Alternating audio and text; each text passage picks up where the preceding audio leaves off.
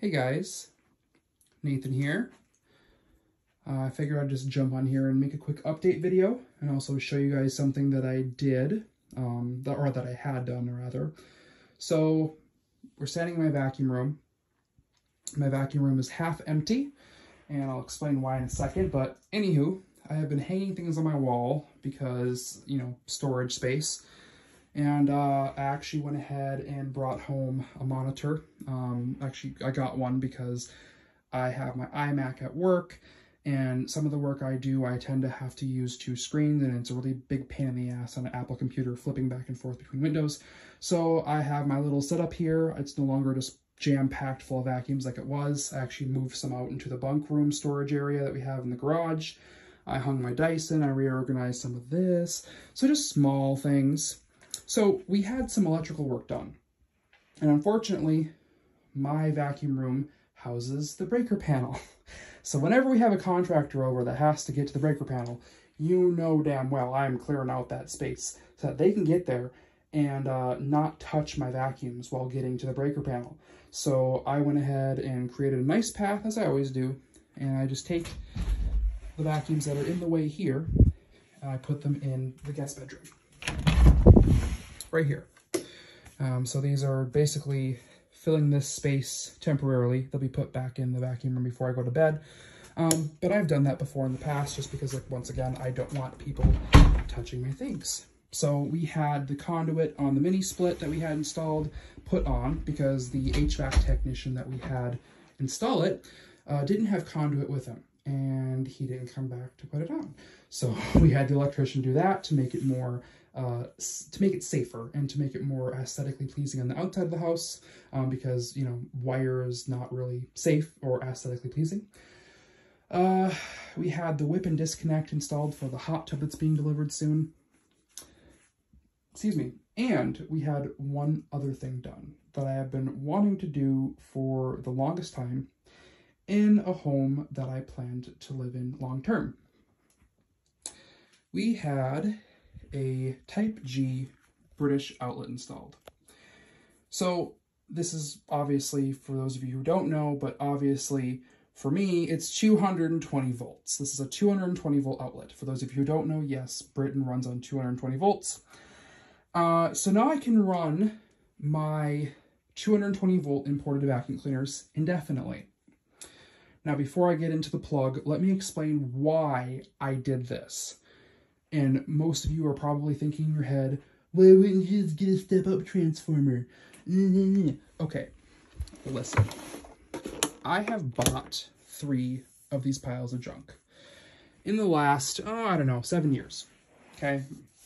They're not meant for long-term use, at least it's what I've learned or gathered, just because other collectors that have them and my own experiences matching that, they tend to die pretty quickly. I mean, considering how much they are, and all they have to do is basically take 110 and double it to 220, they die really quick.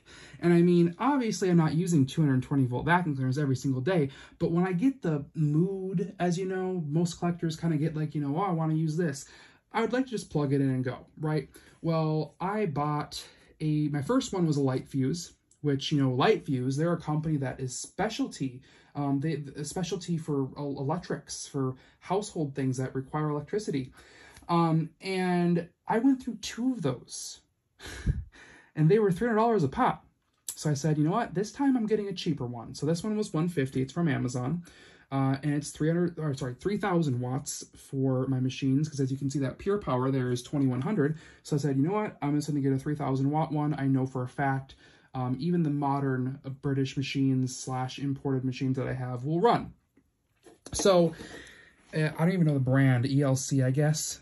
It's, as you can see, a step up and step down. So if you live in Britain, or a place with 240 volts as the input voltage, you just flip the switch from 115 to 220. This plug comes off. As you can see, there's a screw here, or a nut, and you put your plug on there, it goes in, and then you can use it to run things that use 110 volts. Well, I'm in the USA, so 220 or 115 is the input. My output desired is 220. Well, over time, these things degrade on the inside, and it's not even that long of a time. It's basically, like I said, every 3 years or so. It's just ridiculous. So there's like iron core in here that has wires wrapped around it, kind of like a microwave transformer, if you're familiar with that. Except instead of there being one giant coil on the inside, it's one coil of wires on this side, one coil of wires on this side.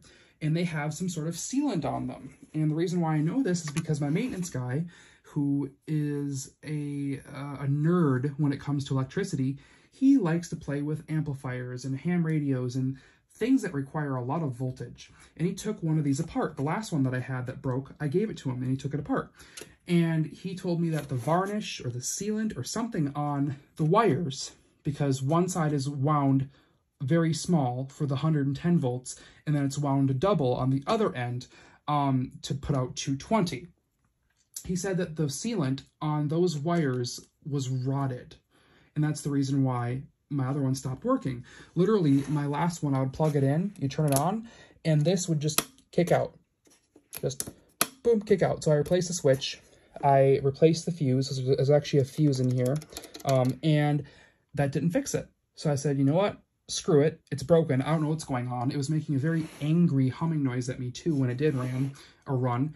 So I was like, you know what, Dave, you can have this. I'm just going to buy another one. So I bought this one. Now, even with this being a newer box, newer transformer, it's still, in my previous ones had this problem too. It still has the problem where it draws so much power upon startup so quickly that it has a tendency to sometimes kick out my breakers upon startup. So you plug it in, you flip the switch on the back, and it will go boom, like a very loud hum right in the beginning, and then it decreases in volume.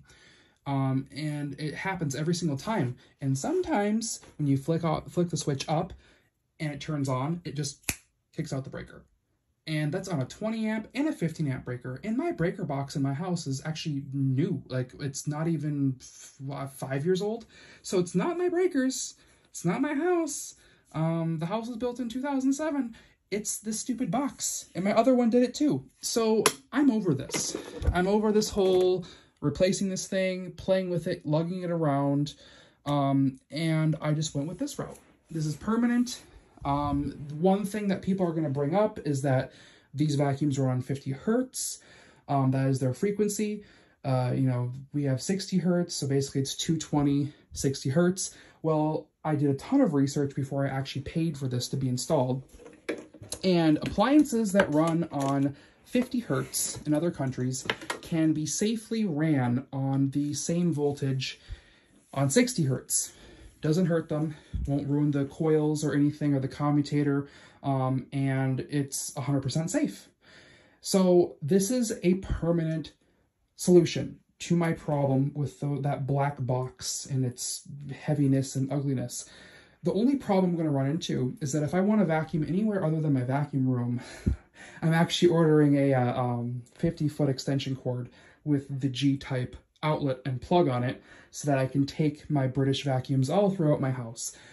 But even that, with having a plug or a cord going through my house and using that, is still, in my mind, a more permanent and safer solution than using one of those things. I mean, there's a breaker, a 20 amp breaker, or sorry, 15 amp breaker that goes to this. I was confused by that as well, just because usually 240 volt items would use, like for instance, the mini split uses a 20 amp, the dryer uses a 30 amp, but he said a 15 amp breaker would be just fine for what I'm doing. So I feel safer with that breaker, that switch, and the fuse in the plug. And for those of you who don't know about British plugs or anything, I'm kind of a weirdo when it comes to this. I'm interested in like receptacles and plugs as well as vacuums. Not to the degree of collecting them, but it's just fun to learn. So the British plug is actually, and the outlet, or it's probably the safest way to actually use an appliance. So this is a old style British plug. This is the type where you would get the machine, which is, this is a 1979 Hoover U4014, which is actually the shake and vac vacuum, which is the reason why I bought it. Not only that, but I actually really enjoy British colors and designs when it comes to vacuum cleaners. I just have a thing for them, but I grew up on Mr. Bean. My grandpa really liked Mr. Bean, and I just kind of, I don't know, had a thing for nostalgia as well, and I remember seeing a very similar machine like this in that series. But anyway, enough rambling. So you would actually have to wire the plug before 1992. That's how they got their appliances. You would have no plug on this wire, on this cord, and it would come with 3 wires. You have your live, neutral, and ground or earthed, and you would have to wire it yourself. And actually, I watched this guy, his name is Matt, and he spoke about this as well. But in British schools, they would teach children, well, I mean, probably not elementary age, but, you know, middle school maybe, how to wire a plug properly. So you have live, neutral, ground, and then you have a 13 amp fuse that sits in there. And to get to it, you have to remove this screw here. These 2 screws here hold down the clamp for the wire. And if for whatever reason the cord does pull away from the plug, the 2 live and neutral wires will pop out first before it causes a problem. So basically those 2 pull out and no one's gonna get shocked or, you know, die. So that's the plug. Very intuitive. I love the design.